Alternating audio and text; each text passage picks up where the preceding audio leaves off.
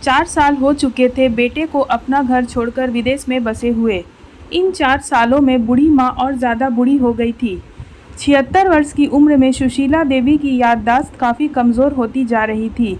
उन्हें रोज़मर्रा की चीज़ें याद नहीं रहती, लेकिन जो उन्हें हमेशा याद रहता वह था उनका बेटा। दिन हो या रात, एक पल भी ऐसा ना होता जब उन्हें अपने बेटे की याद नहीं आती। दूसरी तरफ बेटा था जो साल भर में एक आध बार अपनी माँ को फ़ोन कर लिया करता और 1-2 मिनट से ज़्यादा बातें भी नहीं किया करता था। फिर भी यह बूढ़ी माँ टकटकी लगाए अपने बेटे का इंतज़ार करती रहती। एक दिन बेटा का विदेश से फ़ोन आया। हेलो हेलो, सुन रही हो ना माँ? रमेश बोल रहा हूँ, तुम्हारा बेटा। कैसी हो माँ? मैं ठीक हूँ बेटा। तुम, बहू और मेरा पोता कैसा है? माँ ने पूछा। सब अच्छे हैं माँ। मैं अगले हफ्ते गांव आ रहा हूँ माँ तुम्हें लेने। अब हम सब साथ में लंदन में ही रहेंगे माँ। तुम्हारी बहू कह रही थी माँ को यहाँ पर लेके आओ, बेचारी अकेले वहाँ परेशान होती होगी, बेटे ने कहा। माँ की बूढ़ी सूखी आंखें आंसुओं से भीग गई।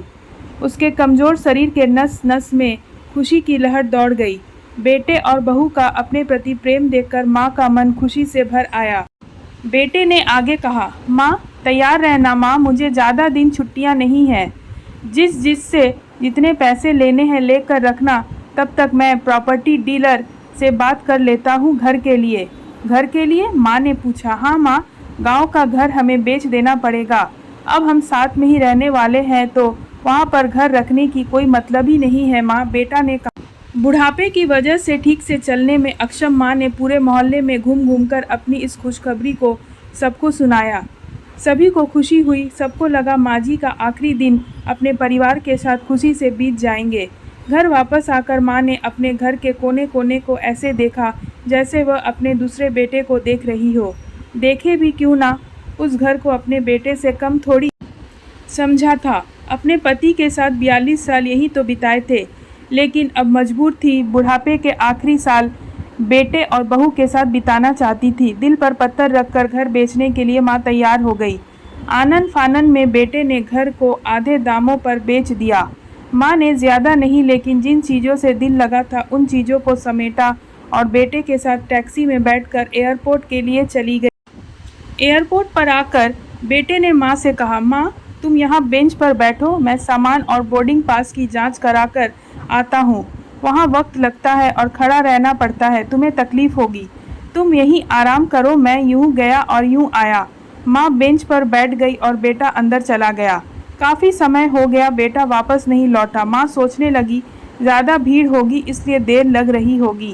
अंधेरा होने को आया। अब तो लोगों की चहलकदमी भी कम होने लगी।